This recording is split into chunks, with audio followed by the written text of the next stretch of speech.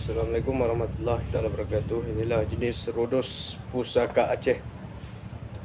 Rhodos tua ya.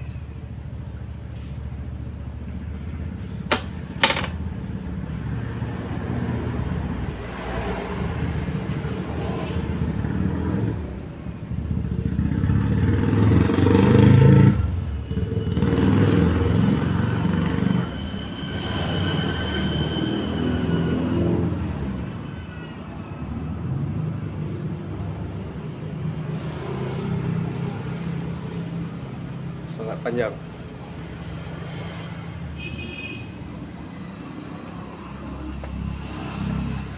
Senjata khas Aceh, Rhodos atau Rudoi, sering dipakai pejuang Aceh.